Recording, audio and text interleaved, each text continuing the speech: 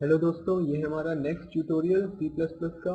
और जैसा कि आपने देखा था, हमने पिछले ट्यूटोरियल में देखा था कि कैसे हम वेरिएबल्स को इनिशियलाइज कर सकते हैं और उन्हें कुछ वैल्यूज दे सकते हैं।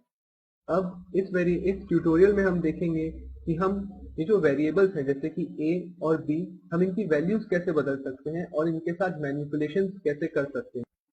तो हम इस प्रोग्राम में अब थोड़े से मैनिपुलेशंस करेंगे, जैसे कि ये सी आउट हेलो मॉम को फिलहाल मैं हटा देता हूँ। हटा क्या, मैं इसको डेड कर देता हूँ, जैसे कि मैंने आपको अपने फर्स्ट ट्यूटोरियल में बताया था।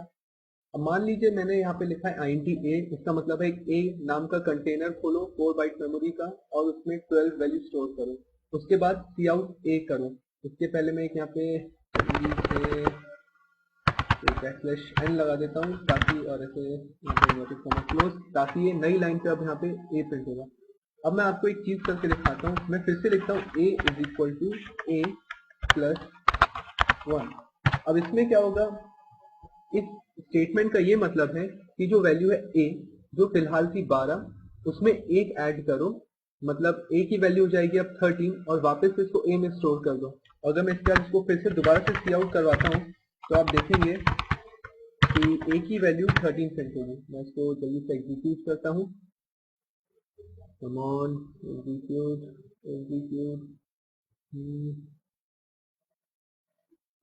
हाँ, और आप देख सकते हैं एग्जीक्यूट हो गया। अब आप देख सकते हैं, सबसे पहले मैंने लिखा a is equal to 12 cout a, इसके कारण इसकी वैल्यू नई लाइन पे प्रिंट हुई 12। उसके बाद मैंने लिखा a is equal to a plus 1, इसकी वैल्यू यहाँ पे आउटपुट हुई 13 और b, तो क्योंकि 13 है तो सी आउट b 13।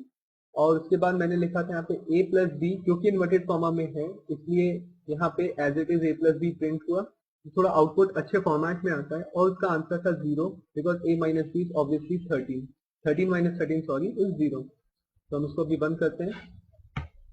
अब आप इसके अलावा बहुत सी चीजें कर सकते हैं। यहाँ पे a माइनस 1 भी कर सकते हैं, इंटू ए भी कर सकते हैं, सॉरी इंटू ए। इसको भी अपन एग्जीक्यूट करके देखते हैं। 12 इंटू 12 144 आना चाहिए। तो आप देख सकते हैं कि इस तरह से हम वेरिएबल्स के मैनिपुलेशन कर सकते हैं। और ये याद रखिएगा कि जो C++ का कंपाइलर है, it always works from right to left, मतलब ये राइट साइड के कैलकुलेशंस करता है, उनकी वैल्यूज को इस साइड जो कि इक्वालिटी के साइन के लेफ्ट में है उसमें, इस वाले ए में स्टोर कर देता है। तो इस तरह से हमारे मैनिपुलेशंस वेरिएबल्स के साथ काम करते हैं। मैं आपको थोड़े से और मैनिपुलेशंस करके दिखाता हूँ। जैसे a इंटू ए लिखा है तो मैं इसकी जगह यहाँ पे a इंटू 3 भी लिख सकता हूँ। तो इसको अभी हम ऐसे ही रहने देते हैं, a इंटू 3 इज 36, 12 इंटू 3 36। और जैसे कि यहाँ पे b इज इक्वल टू 13 है, तो मैं ऐसा भी कर सकता हूँ b is equal to a into 13, मतलब यहाँ पे इसकी वैल्यू चेंज हो और b इसकी वैल्यू अब अपने में स्टोर करेगा a इंटू 13, मतलब हम एक वेरिएबल में यहाँ पे है a, उसमें मैनिपुलेशन करके उसकी वैल्यू को दूसरे वेरिएबल में भी स्टोर कर सकते हैं। हम इसको एग्जीक्यूट करके देखते हैं। हाँ, आप देख सकते हैं यहाँ पे a पहले 12 था तो एज इट इज 12 प्रिंट हुआ। उसके बाद a इंटू 3 दैट इज 36। फिर आया b is equal to a into 13, तो 36 इंटू 13 इज 468 यहाँ पे दिखा रहा है, तो वो प्रिंट हुआ। उसके बाद a माइनस बी, यहाँ पे माइनस 432 प्रिंट हुआ।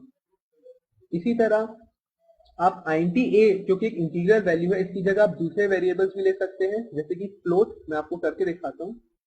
उसके पहले मैं आपको एक चीज और दिखाता हूँ कि अगर मैं यहाँ पे लिखूंगा a इंटू, समझ लीजिए 3.7। अब देखिए मैं इसको आपको एग्जीक्यूट करके दिखाता हूँ। हाँ, आप देख सकते हैं कि यहाँ पे आपको मैं दिखाता हूँ। यहाँ पे आप देखिए एक एरर आ रहा है इन फंक्शन int main, और यहाँ पे can not convert to int from double. अब ये एरर क्यों है इसका मैं आपको रीजन बताता हूँ। वापस इसमें सही। अब आप देख सकते हैं कि ये क्यों आया। मैंने a जो था वो इंटीग्रल टाइप का एक वेरिएबल लिया था, मतलब जो a था वो डेटा टाइप उसका इंटीजर था, तो वो सिर्फ इंटीग्रल वैल्यूज अपने में स्टोर कर सकता था। क्योंकि यहाँ पे मैंने a में डेसिमल वैल्यू मल्टीप्लाई की, तो जो a का नया आंसर था 12 इंटू 3.7, जो कि कुछ होता है, हम उसको कैलकुलेशन जल्दी से कैलकुलेट करके देखते हैं। हाँ, तो 12 इंटू 3.7 होता है, आप देख सकते हैं 12 इंटू 3.7 इज 44.4। तो यहाँ पे 44.4 आना था, लेकिन आप देख सकते हैं कि यहाँ पे सिर्फ 44 प्रिंट हुआ है।